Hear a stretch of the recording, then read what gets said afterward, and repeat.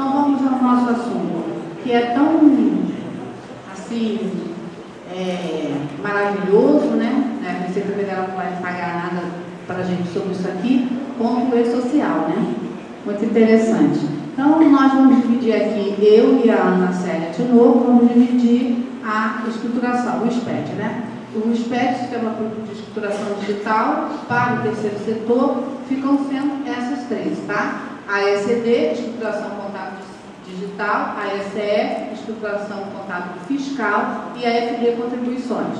Então, assim, sopa de letrinha, né? Com o tempo, a gente vai atuando e vendo. O SPED no começo, né? Até o Leonardo Biari falou um pouquinho do REINF, né? Que o REINF, lá em cima, aquele que está em amarelinho lá, ó, perfeito, nessa cor aqui, ele estava dentro essa parte de pessoa jurídica, de reter o INSS, estava dentro do E-Social. Era uma loucura, nós chegamos a fazer um treinamento sobre isso, e era uma loucura, como a gente estava trabalhando com os museus, então eles queriam saber as pessoas que estavam dentro do campo lá, do tempo da obra, do canteiro de obras. Então sempre uma loucura, graças ao bom Deus, ele tirou essa parte toda de pessoa jurídica, mas vamos aguardar que ele vai fazer. A Receita só está atropelando tudo, mas ela vai chegar lá. Então o REINF vai, não tem versão, mas ele vai entrar também, vai ser mais um trabalho para nós. E eu vou voltar, porque eu esqueci de falar uma coisa importante, eu falo muito e deixo de esqueço. Então, o que eu quero dizer aqui para vocês, que eu botei essa figurinha aqui, dessa chavinha com esse ser humano aqui, que novamente o contador tem a chave para esse novo mundo digital, né? Esse novo mundo do sistema público de escrituração digital no Brasil, né? Uma modernidade, né, para o fisco, se ele quer arrecadar bem, mas a gente sabe que a intenção pode ser essa, mas o que ele nos dá em troco é a pedagogia, né? Como ele bem quis dizer, né? O ensinamento. Então, é a segunda vez que nós, contadores, temos a oportunidade de estar à frente com a nossa profissão. Foi lá com a entrada da contabilidade internacional, né? Com as IFRS, os contadores precisavam se adequar às novas normas internacionais. Hoje você pode ser contador aqui no México, não nos Estados Unidos, porque a USGAP ainda não está toda finalizada, mas na Europa e em alguns lugares. Então nós temos uma profissão que ela pode estar em todos os lugares do mundo. E mais nesse momento entra o SPED, e que está na mão de quem? Do contador. Então, novamente, nós somos as pessoas responsáveis, né? Responsáveis, ó, o nosso lugar é esse aqui. Dá trabalho, dá. Mas nunca foi nada fácil para a gente. Não sei quem acha que alguma coisa foi fácil para o contador, né? Então, é com a gente mesmo, né? E eu acho que é com a gente porque ele sabe o que a gente vai fazer, né? E é bom também, gestores, não sei se tem alguns gestores de casas aqui, junto com os profissionais de contabilidade, entenderem o nosso trabalho, né? Conhecer as nossas dificuldades, né? Porque a gente realmente enfrenta muita dificuldade quando entra um processo desse, porque às vezes você tem que mudar toda a sua contabilidade. Então esse é o mundo, o SPED normal para todas as instituições, é só para a gente saber, né? Ele começou lá em 2006, né? Apesar do decreto do SPED ser 2007, grandes empresas, inclusive a que o Leonardo Biari estava naquele momento, essas empresas foram empresas piloto, como a Vale, como a Petrobras, elas foram empresas piloto nos SPEDs, no E-Social e nesses SPEDs, porque elas precisavam de grandes empresas para começar. Entendeu? Depois é que o decreto saiu. Então, nota fiscal de serviço, conhecimento de transporte, DANF, né? A gente sempre lembra a vocês, eu já falei da outra vez, que a nota fiscal eletrônica de venda, a gente precisa guardar aquele arquivo de XML, aquelas letrinhas todas, né?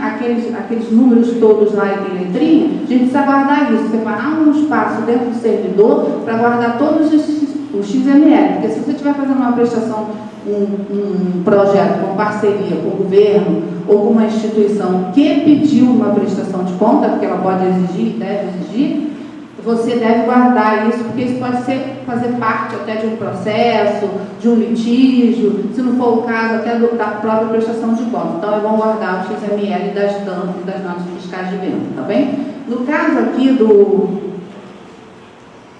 No caso aqui desse aqui, eu só deixei ele aqui para indicar que se tem alguma instituição que tem uma instituição estadual como obrigatória, por quê?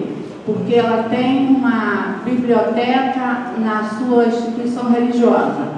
Aí a biblioteca fica ali no cantinho, mas a biblioteca só pode vender livro religioso, né? Não pode vender livro, revistas, né?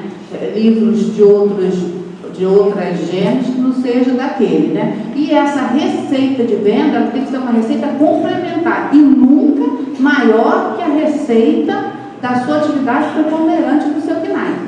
Porque senão a receita vai entender que você está desviando. E, além do mais, isso tem que estar no estatuto. Tá? Minha colega está mandando eu correr.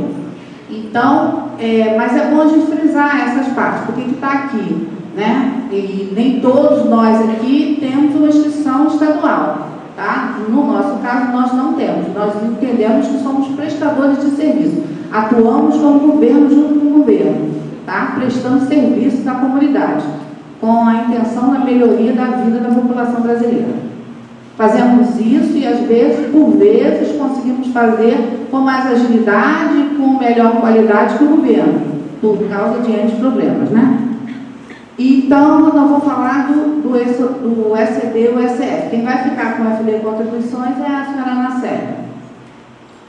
Então, o objetivo do decreto, a gente entende que a Receita Federal ela quis criar, a gente acredita, né, que a Receita Federal quis criar um novo tipo de relacionamento entre o contribuinte, né, e a Receita Federal. A gente entende que esse relacionamento era para modernizar, agilizar, né, todo esse processo de entrega de obrigações acessórias que a gente sempre sabe que esteve presente, né?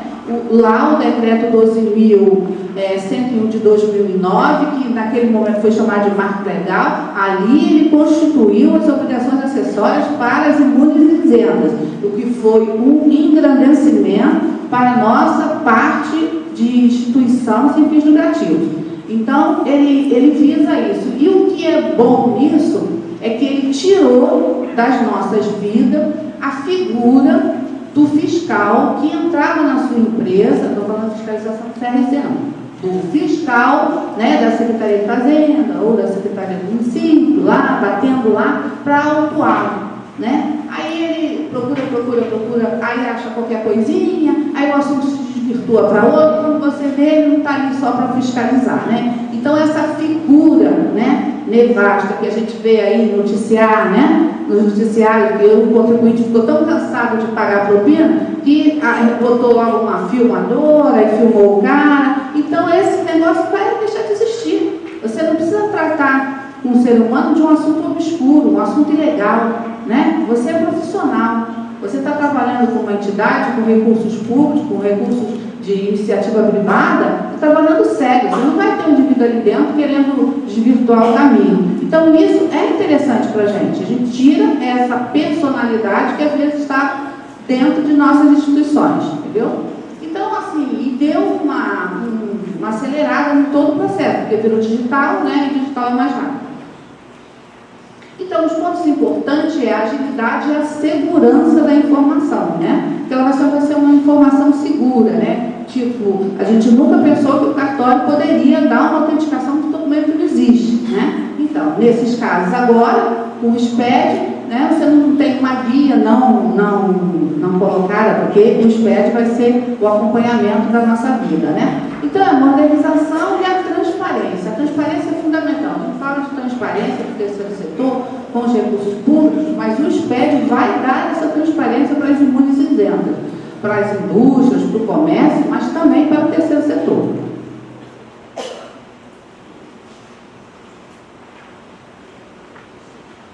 Então, o impacto do SPED para as imunes isentas foi o que eu falei, né? Foi o artigo da 12.101 e as suas alterações, tem mais alterações depois da 12.101, mas ele aí colocou a obrigatoriedade das obrigações acessórias. Logo, quando chegou o SPED, nós fomos obrigados a acessório pelo SPED, né? E também para o reconhecimento dos rendimentos, do IR, da condição dos tributos que você retém, dos parceiros que você está trabalhando, isso tudo é muito importante. Isso tudo impacta na instituição do terceiro setor, tá? Então, a gente não pode esquecer que existem dois tipos de obrigação. A obrigação principal, que é o pagamento do tributo, e a obrigação acessória de apresentar. Então, a gente já falou lá atrás, e o nosso conselheiro vai falar sobre controles internos, a gente não pode perder prazo. Isso é uma coisa que não existe. O advogado não pode perder prazo de ação, que diz que eles batem no advogado que perde prazo de uma ação. E o contador também não pode perder prazo de pagamento de tributos e apresentação das obrigações acessórias. No nosso caso, fundações, também não perder prazo da entrega do SICAP, que é super importante, porque o Ministério Público faz o velamento das instituições do terceiro setor, fundações. Eles não lidam com associações. Existem outros grupos em outros estados que também fazem, não o velamento, mas acompanham as associações também.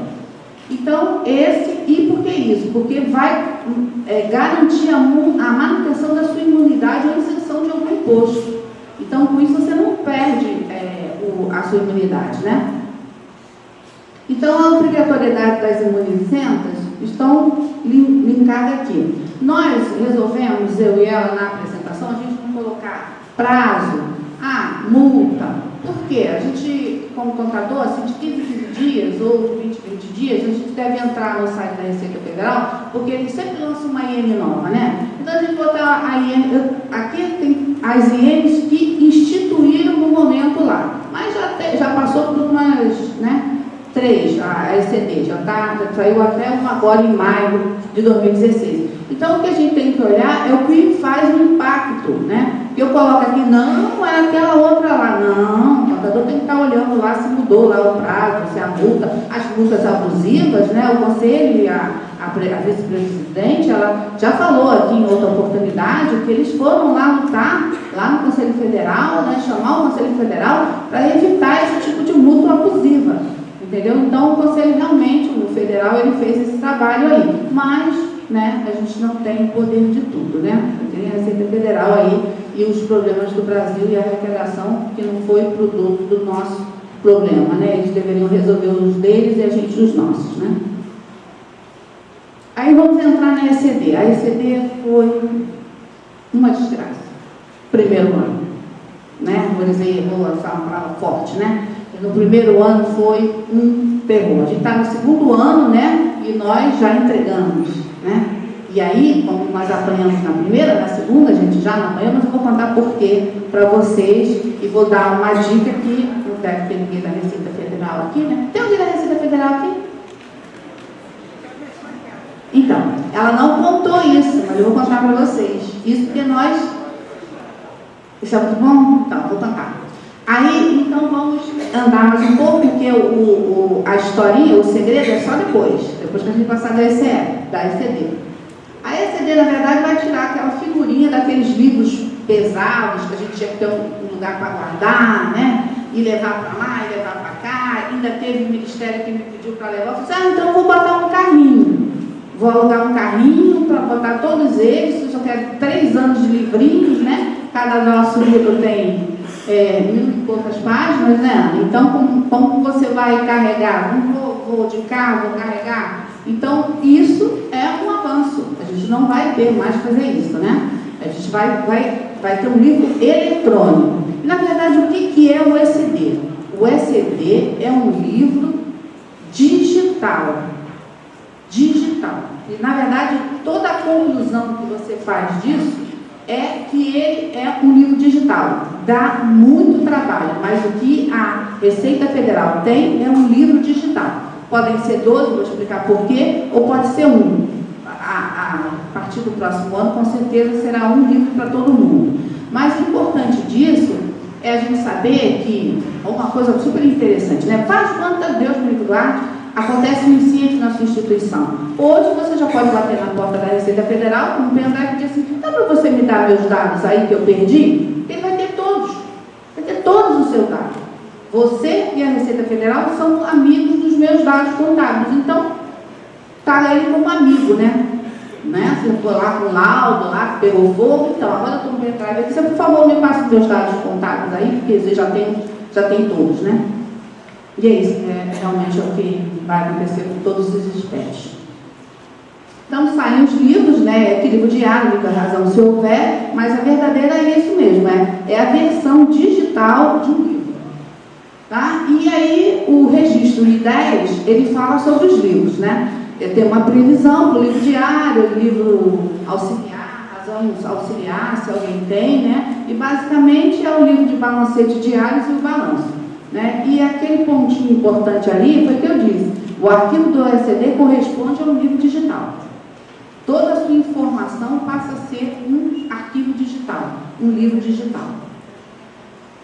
Resolvemos votar situações abrangentes, nossa aqui é a normal, né, que deve ser entregue, a gente tem que prestar muita atenção, porque a legislação está escrito o último dia útil do mês de maio, que pode não ser o 30, pode ser dia 27, porque, né, cai sábado e domingo. Então a gente tem que estar atento a isso, é o dia útil, o último dia útil, tá? As outras situações são situações de decisões, de extinção, aí tem calendários diferentes, inclusive até esse calendário pode mudar. Então ficou aqui apenas como vai ser disponibilizado, essa apresentação é a minha para vocês no site, então fica aí só como informação. Então, a quantidade de livros, como eu falei, né, no primeiro ano nós fizemos 12 livros. Por quê? Porque a legislação, assim, a Receita Federal não tinha conseguido virar amiga do Registro Civil de Pessoas Jurídicas. Eles não conseguiram se falar, se comunicar como seria, que ele ia deixar de arrecadar, porque ele não ia... Né? Eles estavam lá numa conversa de amigos, né? Não chegaram à conclusão se tomavam um café com leite ou sem leite. Então, até dia 31 não ia esperar eles resolverem. Então, eu fui fazendo os meus livros e registrando. É porque eu não deixo nada para depois, né? Eu não gosto, né? Vai que acontecer alguma coisa. Aí a legislação sai no dia 30 de dezembro de 2015. Aí eles falam assim, mas você se antecipou? Eu não, eles sempre estão atrasados. Eu acho que deviam ter se entendido para a gente resolver isso. Aí cria um site que você tem que entrar, né, do RTF, Brasil, e até agora eles ainda não resolveram como é que vai ser esse pagamento, né? Mas a gente espera que eles se entendam. Também não tem outro jeito, porque o Registro Civil já entendeu que esse é o mundo ideal, o digital. Então, acabou o papelzinho, né? Canetinha e tudo mais. Então a ITG, ela fala, já falava sobre isso, né? A escrituração contábil, em caso de escrituração contábil de forma digital, não há necessidade mais da impressão e encadernação de forma de livro. Porém, o arquivo magnético, né? Ele terá que ser autenticado pelo órgão competente, que no nosso caso é o Registro Civil de Pessoas Jurídicas. Tá? Desculpa, uma informação aqui. Então, a gente diz que pode acontecer, né, porque você sabe que o SPED está para todo mundo, está para as imóveis isentas, como está para Vale do Rio Doce, como está para Petrobras.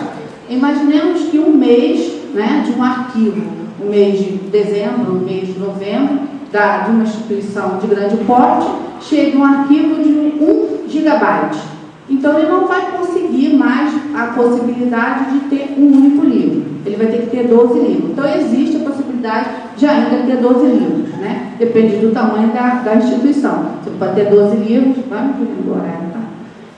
Aí você vai poder ter 12 livros ou um livro só. Entendemos que a gente vai ter um livro só, né? O que vai facilitar até na hora da transmissão, eu vou falar sobre isso.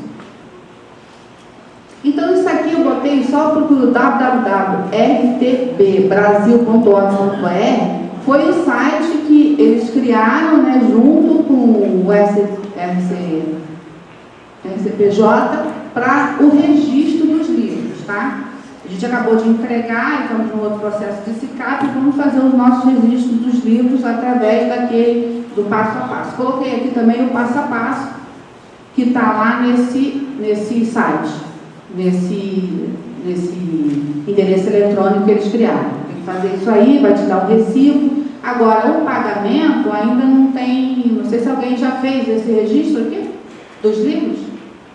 É porque parece que vai sair um recibo e talvez depois saia uma guia de pagamento, né? Esse é o entendimento que eles vão ter lá, porque como é que o RCPJ vai viver, né? A gente também tem que lembrar disso, né? Se não registrou em livro preto, como é que vai ser agora? Então, vai sair com certeza alguma guia, né, de espera que seja assim, né?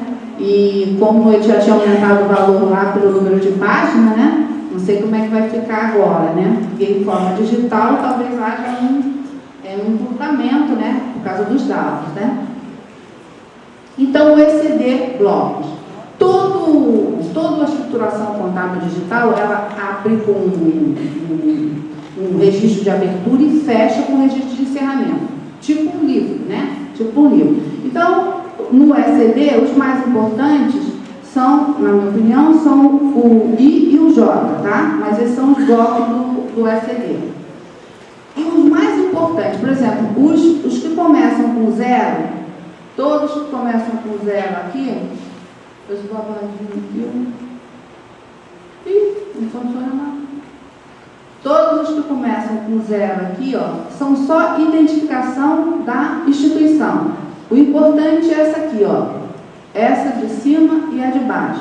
Essa está desabilitada para imunizentos, que seria informação dos fornecedores. Não quer dizer que ano que vem não esteja habilitado, ou outro ano, né? Vamos aguardar. E essa aqui da estruturação contábil descentralizada. Você pode, eu centralizo a minha contabilidade na matriz, mas existem instituições que fazem a sua contabilidade centralizada na matriz, só da matriz, da regional. Quando você trabalha com quando você está abaixo do único ministério, eu entendo que a estruturação deveria ser centralizada. No nosso caso, nós somos abaixo do Ministério de Educação, o MEC.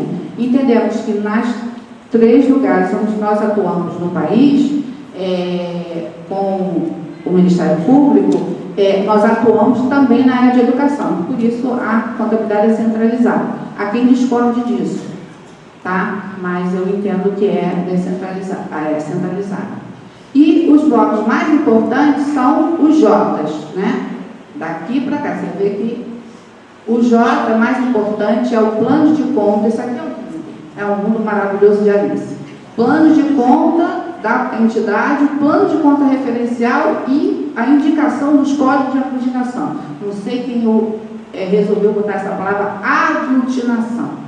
Eu ainda... Só falta 10 minutos? Ih, então correr. Então, assim, é uma coisa louca. Mas você tem que pegar todo o seu plano de contas e fazer uma referência com o plano de contas da Receita Federal.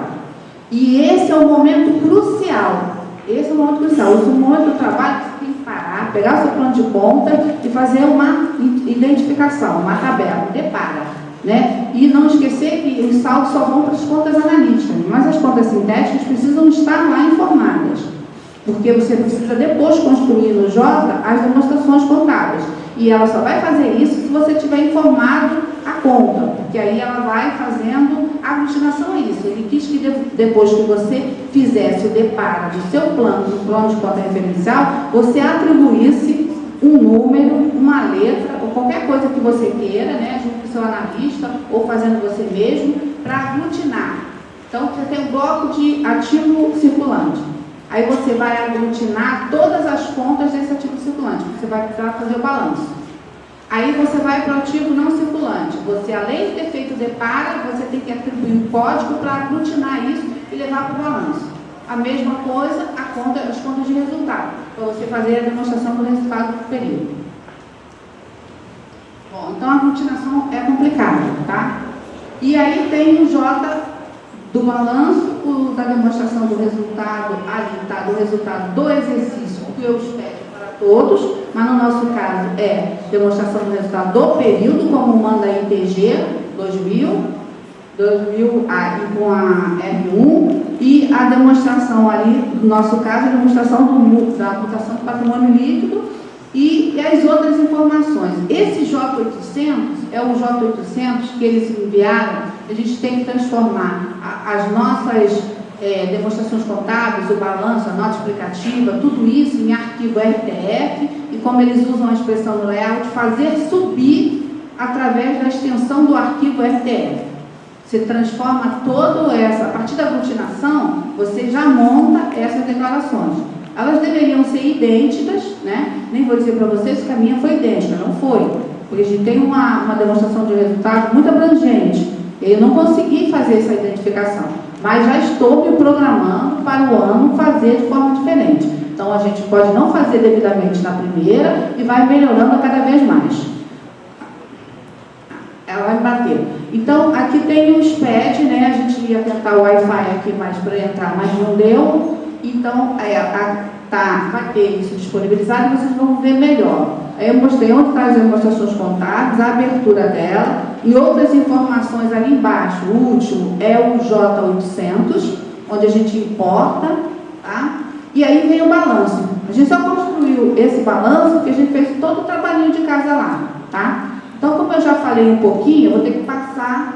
Então, esse é o registro I-50 do plano de contas. Tem que olhar muito cuidado esses detalhes aqui, tá? Porque você tem que levar o saldo anterior, você tem que levar os lançamentos de débito e crédito para surgir um saldo atual, tá? Então, isso aqui tudo está no layout. Só do ECD são 300 e tantas páginas.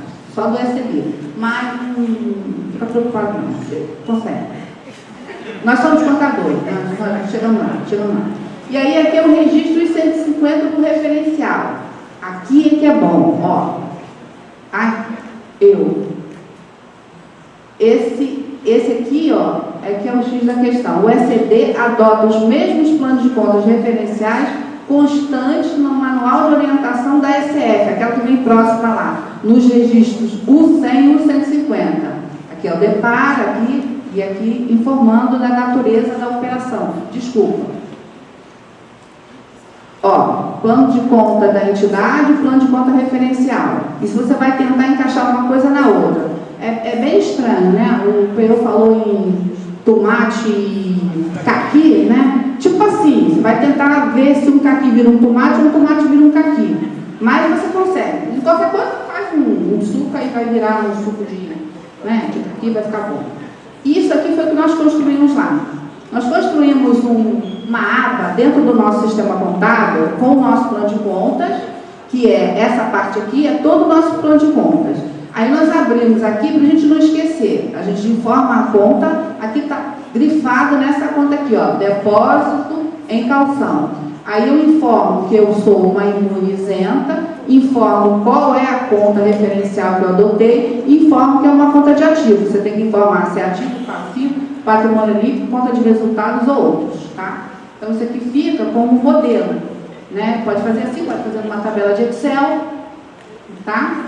Também pode. Isso aqui nós construímos dentro do sistema de contabilidade. Porque quando a gente cria uma conta nova durante o ano, ela já vai para aí. E aí, quando você for gerar o registro do mês, você vai ver que ela esquecemos de referenciar. A gente sabe que vai dar erro no ECD, entendeu? Então, esse é o de aglutinação que eu falei. A aglutinação, não sei o que significa aglutinar, mas foi o que ele tentou fazer com a gente. Então, essa ideia. Eu vou contar o segredo. O segredo é o seguinte. Quando você vai... O ano passado foi diferente. A SF a gente entregava em setembro. Esse ano mudou. Então, nós entregamos a ECD agora em maio. Quem entregou pela segunda vez. E aí, nós descobrimos no ano passado, quando nós entregamos a ECD pela primeira vez, lindas e felizes da vida, só tinha duas advertências, né? Tem uma advertência no partido dobradas, que é lá da 6.404, que você não pode ter um ativo para 3 passivos, 3 passivos com ativo. Jesus amado Cristinho. Que, como é na contabilidade do dia de hoje, que a gente não tem 12 débito para 3 créditos, né? Finalizando o processo, então, mas está lá, é só advertência. Só que ele lembra que existe uma lei que ainda não está totalmente desativada, então ele informa isso. E nós tivemos uma outra advertência que nós estávamos trabalhando para melhorar, mas era uma advertência, não é um erro, tá? Isso, só um minuto, é importante falar. Por que essa advertência? Um grupo de contas no seu ativo, aí você colocou lá uma conta que, na verdade, ela não corresponde com a realidade daquele grupo de contas. A Receita Federal, ela implica com isso. Por exemplo, tem uma instituição que soma o adiantamento de férias junto com o adiantamento de 13º. Ele bota tudo numa conta só, porque ele acha que ele vai controlar lá no RH bem e o contador também vai controlar. Não faça isso. Abra em 2 contas, porque ela tem 2 contas. Tipo assim, entendeu? É um momento desse. E aí, com isso, nós também, contadores, até às vezes discordando, né, deles, da receita, do plano referencial, porque eu achei muita dificuldade em incluir as nossas contas, a gente tem um número de contas muito grande, mas ensina a gente isso. Às vezes a gente nos pega no erro que a gente está fazendo.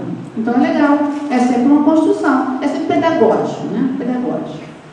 E aí nós entregamos, felizes e contentes, né? Só 2 advertências e entregamos. Aí quando foi em setembro, estamos fazendo a ECD.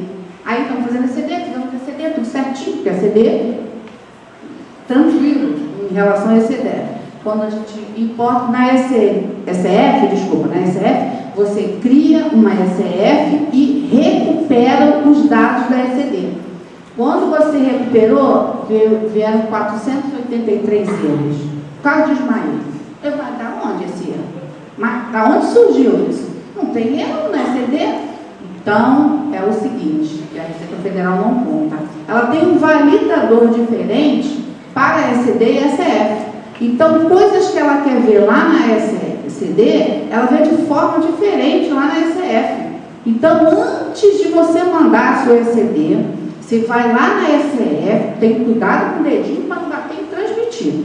Aí você abre, recupera, aí se der 2 erros, 3 erros, você já sai para almoçar antes de mandar. Aí deu muito erro, tu nem almoça. Tu vai ver primeiro o que é, não é? Não é assim. Mas façam isso, porque nós fizemos isso aí, está muito bem agora na fita, né? A Receita Federal não pega. Então, isso é um segredo. Ela não contou isso, podia ter dito isso. No layout não tem isso. Mas aí, o que ela recupera dos dados, ela faz coisa diferenciada no ECF, tá? Que é fiscal. Tem lá, né, um senhor que sabe muito de TI que planejou isso aí, né? Mas nós normalmente somos muito eficientes, agora nós sabemos e vamos fazer igualzinho. Dançou ele, né? Então, a ECF, essa é a Instrução Normativa de 2013. Não botei as alterações. Alterações é com a gente mesmo, a gente vai acompanhando, tá bom? Então, a ECF é isso. Então, aqui, ó, o dia de entrega é 29 de junho, que é o último dia útil. E essa aqui é a bendita escrituração que deu cabo da DIPJ.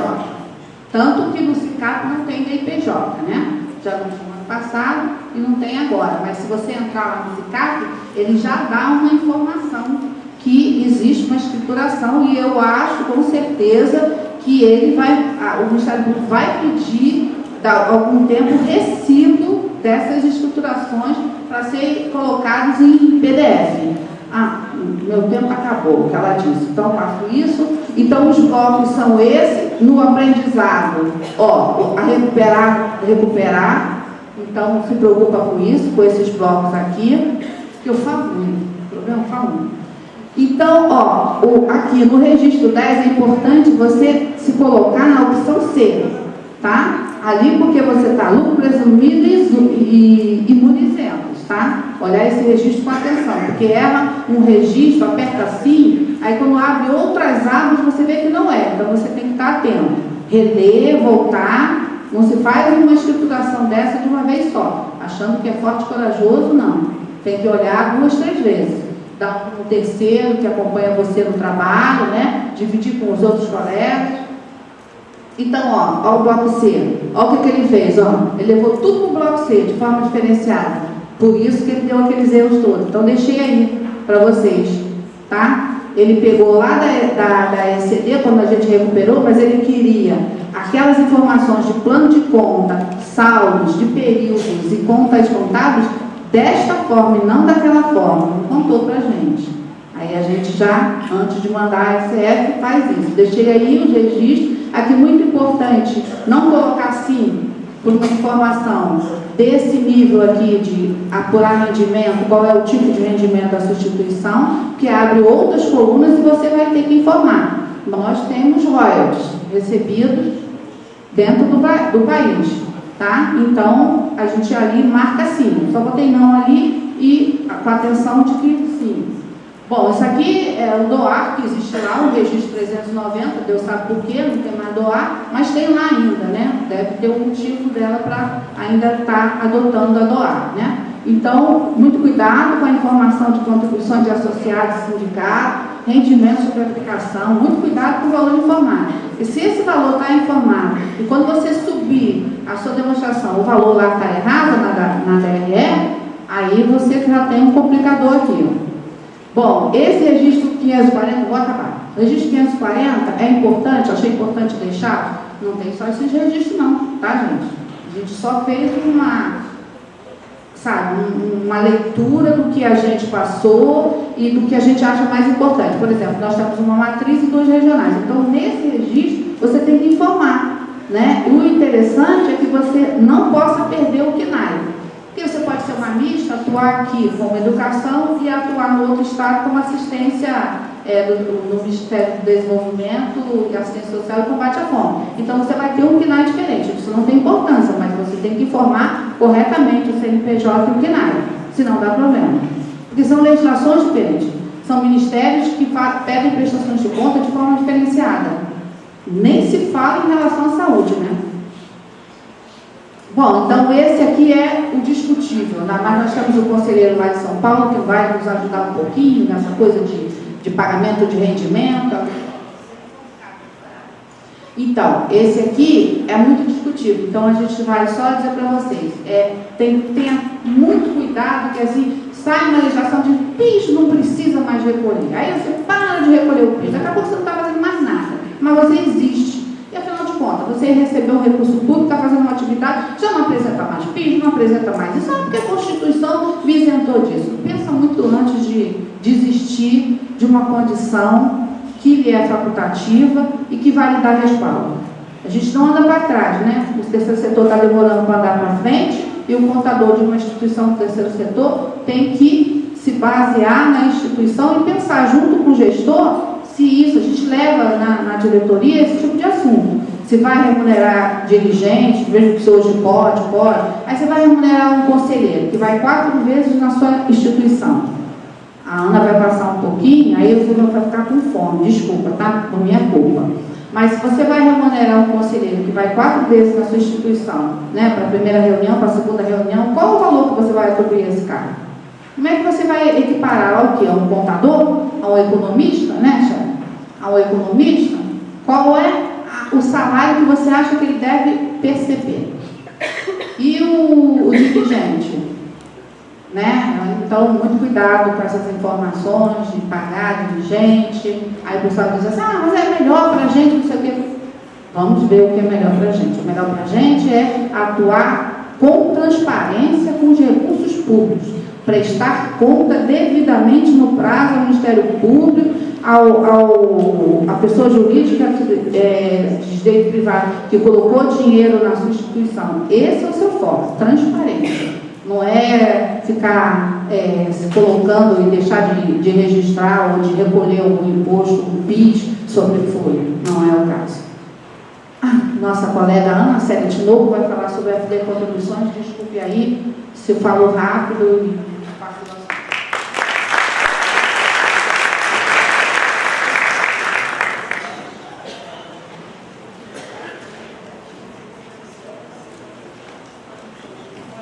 Bom, então agora nós vamos falar sobre o último módulo proposto aqui, que é o EFD, Estruturação Fiscal Digital, Contribuições para Imunes e Isentas. Essa parte aqui do SPED, ele é utilizado pelas pessoas jurídicas de direito privado na escrituração do PIS e da COFINS, dos regimes não cumulativo e cumulativo, com base nas receitas da entidade. No caso do terceiro setor, a gente faz parte do regime cumulativo, então nós vamos tratar dessa parte. A essa parte de legislação, eu vou pular um pouco para a gente, o material vai ficar disponibilizado para a gente ir para a parte prática, porque o tempo é curto. Mas a única coisa que é interessante dizer aqui, que a obrigatoriedade ela existe a partir do momento que a entidade ultrapassa o valor de 10 mil mensais das contribuições a serem escrituradas. Tá? E deve-se observar o parágrafo 5º do artigo 5º. O que ele fala? Que a entidade está obrigada a partir do mês do ano calendário em que ela ultrapassar esse limite. Tá? Então, por exemplo, janeiro, fevereiro, março, ela tem o valor apurado inferior a 10 mil, ela não vai escriturar. Agora, chegou em junho, ela ultrapassa esse valor, ela vai começar ela tem a obrigatoriedade do envio da FD Contribuições e dali em diante até o final daquele ano calendário, mesmo que nos meses seguintes ela não alcance mais esse limite. Mas o primeiro mês do ano calendário que ela alcançou, dali até o final do exercício, ela está obrigada ao envio. Essa parte de legislação eu vou deixar aí para vocês verem. Tá, aqui fala rapidamente sobre as multas, mas foi o que a Cássia falou, tem que ser observado porque isso muda toda hora, e atentar porque aqueles R$500 ali pelo atraso no envio, ele é computado mensalmente. Atrasou um mês 500, o segundo mês de atraso mais 500, ele vai acumulando. Aí é um resumo dos blocos que compõem essa escrituração. Tá? Ele vai do 0 ao 9 ali. Agora, para as entidades do terceiro setor, a gente vai trabalhar mais com o 0, que é a abertura, o A, que são os documentos fiscais, das notas fiscais, o bloco F, que são os demais documentos, os recibos que a entidade emite, e o bloco M, que é um bloco totalizador, do que foi declarado nos anteriores. Então, aqui, o registro 0000, ele é da identificação da pessoa jurídica. Esses registros de cadastro, eles são importantíssimos, eles devem ser preenchidos com todo critério, observando as certificações que a entidade tem e o estatuto dela. Porque, dependendo das informações prestadas nesse bloco, registros seguintes terão os campos disponibilizados ou não. Então, se você preencher alguma informação aí que não condiz com a situação da sua entidade, ele pode habilitar lá na frente um campo para o qual você não estava obrigado. Ou então, ao contrário, ele deixa de habilitar um campo para o qual você teria informação a prestar.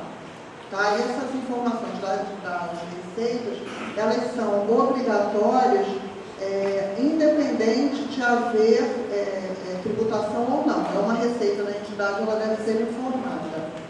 Tá? Então, nesse campo, é basicamente isso. O registro 110 tem essa mesma importância, tá? De habilitar ou não campos posteriores de registros subsequentes. Então, eu tenho ali a incidência exclusivamente no regime cumulativo, que é o que faz parte das entidades do terceiro setor, e apuração da contribuição exclusivamente na alíquota básica, e o regime de competência também é escrituração detalhada. O registro 0500 é o plano de contas contábeis das receitas. Ao contrário do SCD, que você leva todo o seu plano de contas, no caso do contábil, você leva todo o seu plano de contas. No caso do FD Contribuições, você só vai levar as suas contas de receita que tiveram movimentação naquele período que você está escriturando. Tá? Então, você tem 50 contas de receita no seu plano de contas, mas aquele mês que você está declarando, você só movimentou 15 delas. Então, você só vai informar essas 15 e ele faz um cruzamento disso. Essa é a carinha da tela do registro do plano de contas. Aí aqui, algumas informações importantes. Essa data aqui, que é a data da alteração ou inclusão da sua conta contábil, quando você criou a sua conta. Quando chegar lá na frente que você estiver informando a movimentação, se você errou nessa data aí, e, por exemplo, você colocou ela posterior à movimentação da sua receita, quando você for validar a sua declaração, ele vai dar erro. Você não pode ter uma conta que você criou em em março e você tem uma movimentação para ela em fevereiro. Então, conforme, mas ele vai apontando os erros no momento da validação, mas você já fica atento, que às vezes você fala, vou botar qualquer data, não. Cuidado com o que está cadastrado no seu sistema, faz uma revisão disso, porque isso vai dar problema. Tá? Aí tem ali o código que é do seu plano de contas, tá? A nomenclatura da conta, se ela é uma conta analítica, e aqui também a natureza, se é uma conta de resultado. E aqui embaixo é o referenciamento com o plano de contas da Receita. Tá? Quer dizer, os SPEDs, você sempre vai ter que informar a sua conta contábil e o referenciamento com o plano de contas da Receita. O registro 0140 é o cadastro do estabelecimento. Se você tem uma matriz, você tem filiais, você tem que prestar as informações segregadas. Quer dizer, as receitas que cabem a cada um desses estabelecimentos. Tá? Então, eles são cadastrados também na declaração, tá vendo? Com a inscrição, os dados de inscrição municipal, falta do óculos aqui, com a inscrição municipal, inscrição estadual casuagem, inscrição na SUFRAM, e aí você vai ter cada estabelecimento cadastrado aqui. Aí, para esses estabelecimentos cadastrados, nós temos o que o manual chama de registros filhos, que estão atrelados a cada regional, que são aqui o filho do 140, é o 150, que é o cadastro de participante. O que é o cadastro de participante? São os tomadores de serviço, quer dizer, para quem você emitiu o seu documento fiscal. Isso tem que estar cadastrado também. E, de novo, só vai estar cadastrado naquela declaração os participantes que fazem parte dela. Tá? Não é tudo que tem na sua empresa. O que você tem receita para aquele mês, você informa naquela declaração. Se para o mês que vem, aquele tomador, você não emitiu nota para ele, ele não vai fazer parte do cadastro de participantes daquele envio daquele mês. Aqui também são os itens, os produtos e os serviços de cada documento fiscal que você emitiu. Tá? E um detalhe importante é que esse código que aparece aqui para ser preenchido, ele é da lei da 116/03, que trata sobre o ISS. Então, esse código que você coloca aqui nesse registro 0200, ele tem que ser tirado da 116/03. Tá? É o mesmo código. Então, o registro A100, que é o que informa as notas fiscais.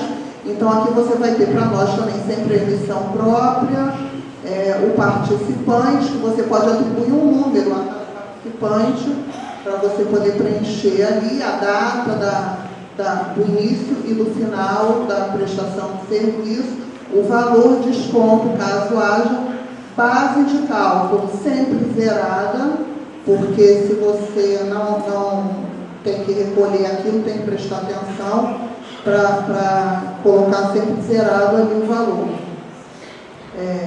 O registro filho do A100, ele traz outras informações, e nessa tela aqui, o que é importante é isso aqui, essa classificação, o CST do PIS/PASEP e o CST da COFINS, tá? Que nada mais é do que o código da situação fiscal daquela operação que você está detalhando. No manual tem a listagem de todos os códigos, né, mas nós vamos transitar entre as operações sem incidência, as operações isentas e as operações e outras operações. Tá? Isso deve ser preenchido aqui.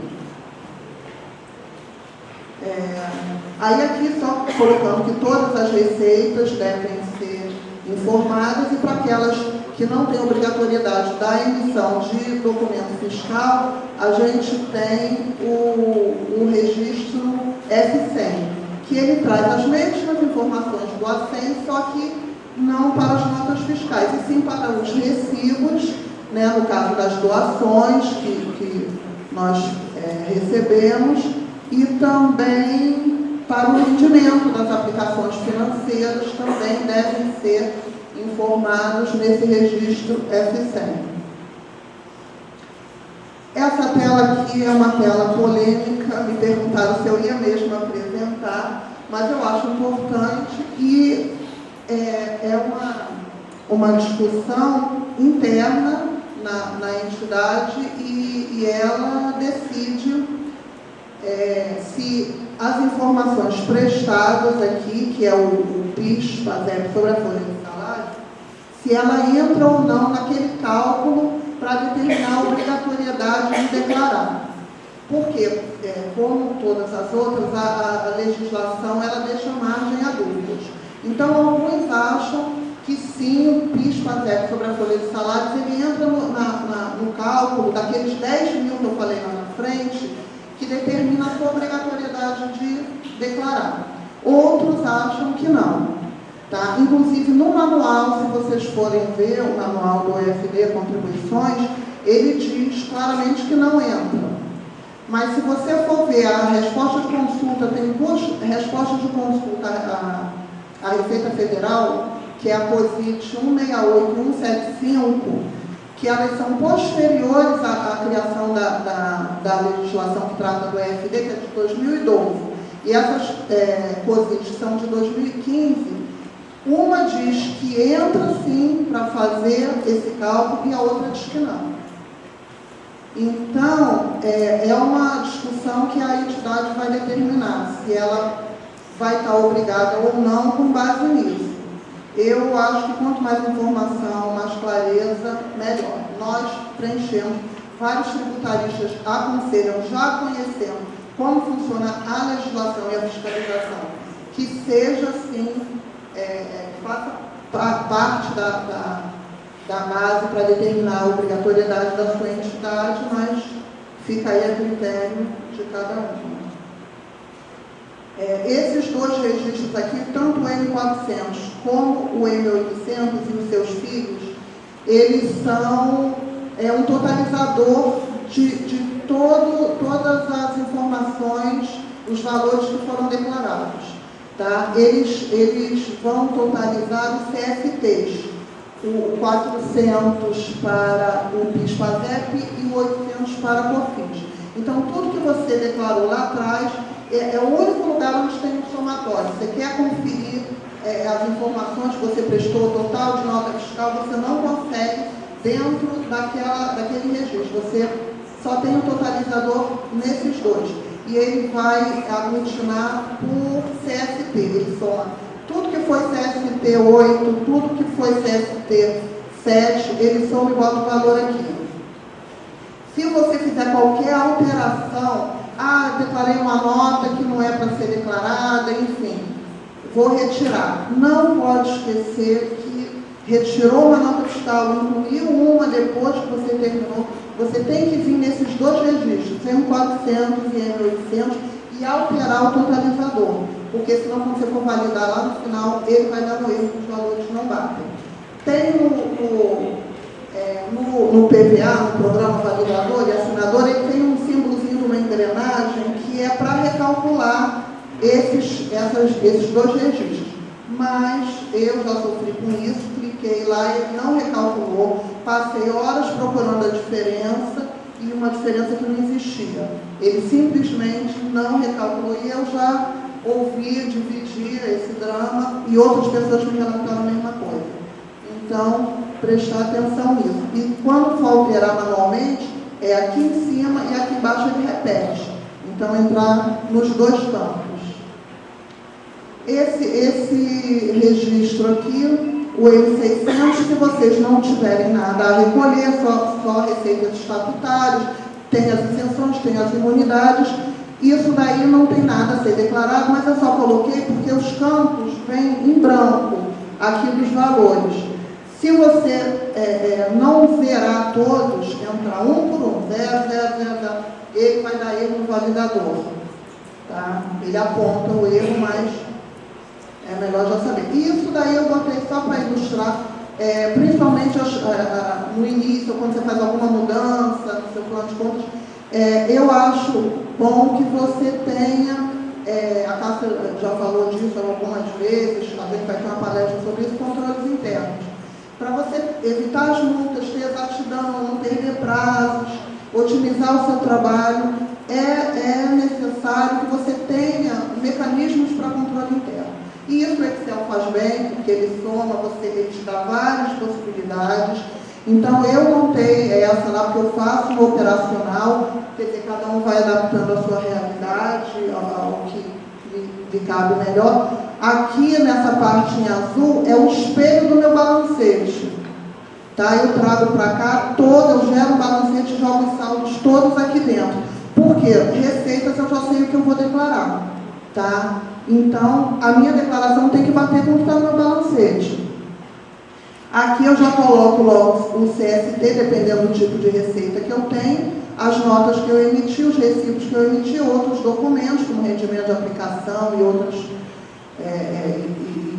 que não tenham um documento, e totalizo lá e já sei que o que der nessa planilha, o somatório dela vai ter que bater com a minha declaração. Eu vou entregar com segurança de que realmente o trabalho foi bem feito, tá?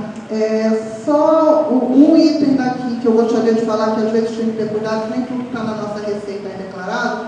Por exemplo, tem a retirada de taxa administrativa de projetos. Alguns projetos permitem que você faça a retirada de uma taxa administrativa.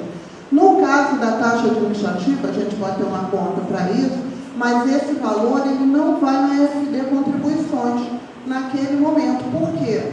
Você faria um registro de duplicidade, porque você já declara quando ele entra como recurso daquele projeto. A retirada de taxa administrativa, você só está transferindo de uma conta para outra.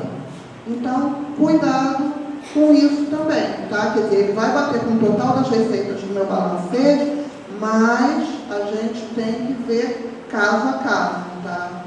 Então, eu acho que é isso aí. E atenção com os prazos, atenção com o trabalho em si, com o dia a dia, fazendo o dia a dia bem feito, com os controles internos, com o plano de contas adequado, facilita muito na hora de entregar e cumprir os prazos. Tá, gente? É isso, espero ter ajudado aí um pouco. Tá? E qualquer dúvida.